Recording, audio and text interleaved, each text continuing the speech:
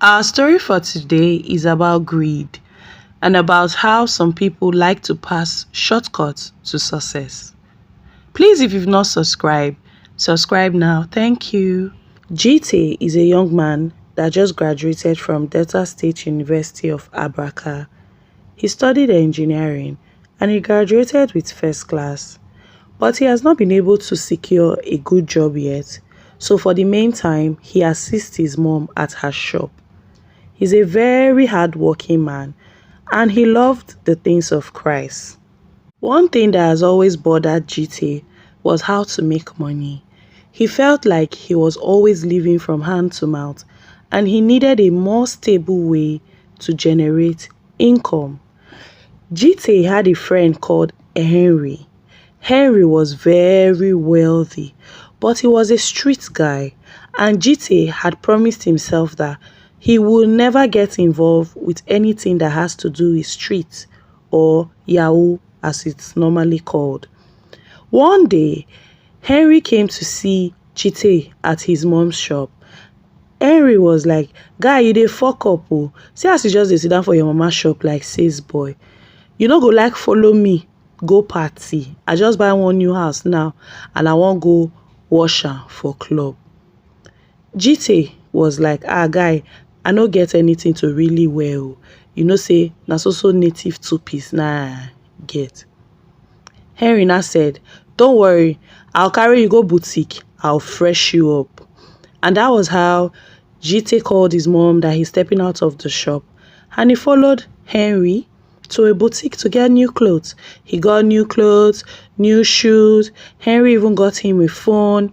Henry took him back to his house. When he got to Henry's house, he saw a group of people partying, male, female. The girls were all looking beautiful with long hair. Henry turned to him and said, "Alpha guy, you know like talk to anybody for you." And that was how he started talking to a girl named Tina. So before they went to the club, Henry transferred 1 million naira to GT. He said, "You cannot carry girl, may you no give her money oh." So they all went to the club, and after the club, he slept with Tina, and the next day he paid her some money. But by the time Tina left, he told Henry, "Alpha guy, I not like say you just dey give me money. I would like make you show me the way." Henry now said, "Are you sure you are ready? I want you to go home, think about it. In 7 days, I'll call you back. If you still want to do it, then I'll show you the way." So GT went back to his mom's shop and he started thinking about it. But his mom was like, "I dey warn you, this one you dey follow this boy. Hey, may nobody use me to do money oh." And GT was like, "Which kind talk be that one? Which kind yeye talk be that one?" But at the end of the day, after 7 days, he went back to Henry and told Henry that he was ready. So Henry first of all got him a laptop and started teaching him how to chat with white people, how to convince them. And after like 3 months of chatting, he made $1,000. As he made that money, he started buying new clothes. He squandered the entire money, and within few weeks he was broke again, and he continued with his friend. But while he was at his friend's place, he noticed that once it's 12 o'clock at night, his friend will go and have his bath. So he kept asking his friend, "What's up? You know go cut soap for me?" The friend now said, "Okay, I can see that you are ready. I'll carry you go meet Baba." So Henry took GT to see a native doctor.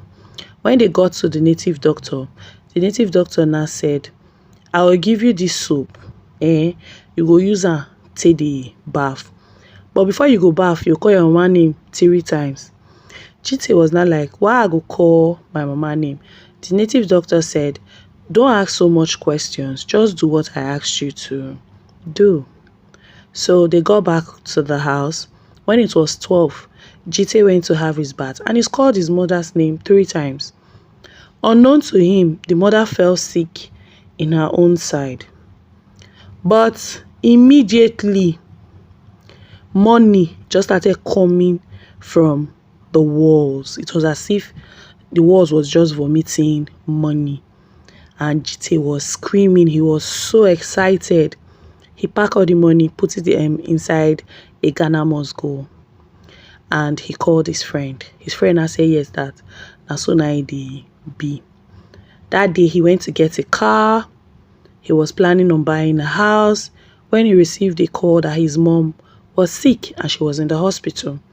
But before he could say, let him drive down there, he got a call from Baba that you cannot go to the hospital, you cannot pay for her treatment because now you don't use her to do money. So she cannot eat your money. And he was telling the Baba that was not the point of the money if my family members cannot enjoy from it. Baba Shah told him that that one is your business.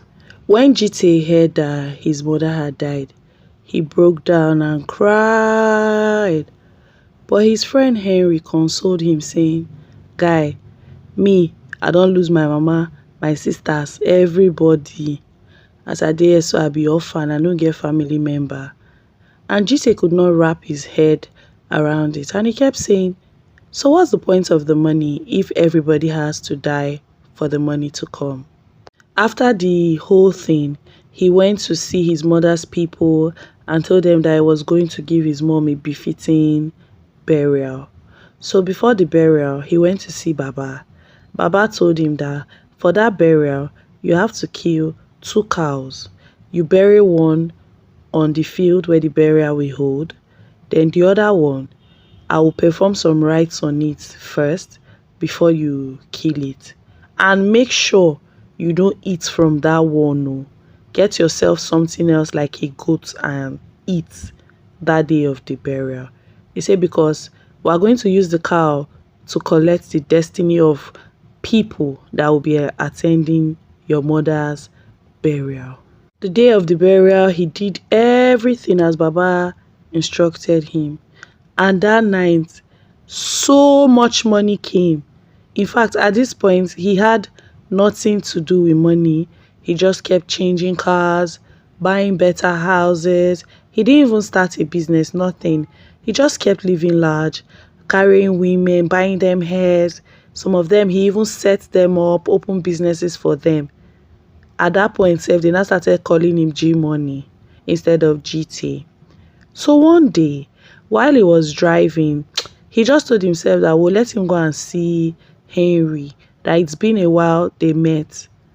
By the time we got to Henry Street, people gather. He now asked that what was going on. They now told him that that one bros just went mad. Oh. He was like, bros, which side the bros they stay? They now told him. He was like, that sounds like Eric's address. Oh. And just as he was driving, he saw his friend mad on the street. He just drove past like he didn't know what was happening, and he proceeded to call Baba. He called Baba and narrated all that had happened. And Baba told him that yes, he went mad because he ignored the lesson, the things I told him to do. That's why he's mad. He said, so you, if you like, if you disobey me, your own self go even worse past madness. G Money now said, Baba, no worry, I no go disappoint you. The fact that his best friend got mad really got to him, and he kept thinking about all the things Baba said, that if you disobey me, your own might be worse. So he called Baba a few days later and told Baba that he's tired, that he doesn't want to participate anymore, that even if the money wants to go, that the money can go, but he does not want to run mad or lose any person again in his life, that he is tired of the whole thing. Baba now told him that you cannot go anywhere. You have done a lot. You've killed people. You've brought the placenta of children. You slept with mad women. I see no reason why you'd even run. At this point, you belong to me because you not get where you won't even run go. G Money now said, I'm tired and that's fine now. He ended the call. The next morning when he woke up, he noticed an injury on his leg. He didn't really say much about it or take it serious, but he noticed the next day that the thing was spreading, so he went to the hospital. And when he got there, they told him that his leg was decaying.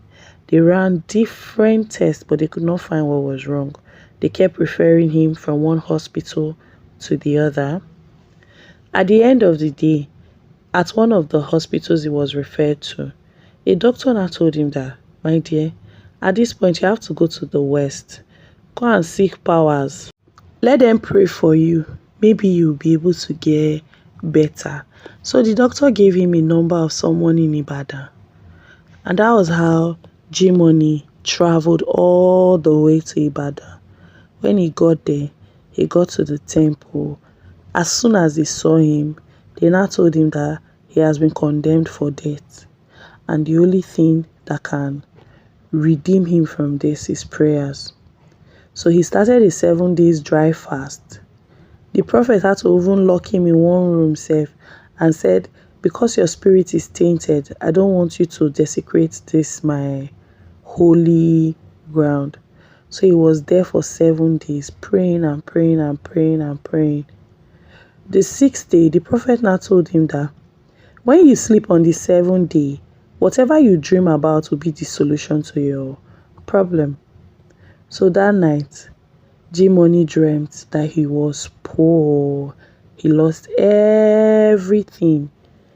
So when he woke up, he told the prophet that this was what he saw in his dream and he didn't understand it.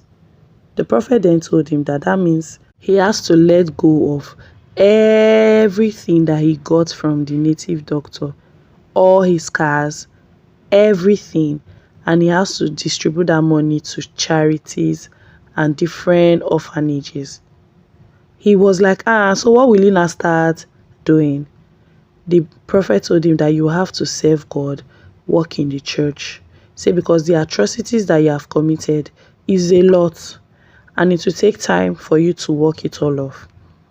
So G-Money went back to town, sold everything, his houses, his cars, gave everything to charity and turned his life around. He became a committed child of God. And gradually, he was able to rebuild himself. He got a better job. And at the end, he started teaching young men and women about the ills that come with fast money and a fast life. That at the end of the day, you'll be lonely without anyone to enjoy it with. I hope you enjoyed this story. Thank you. Please subscribe if you've not subscribed.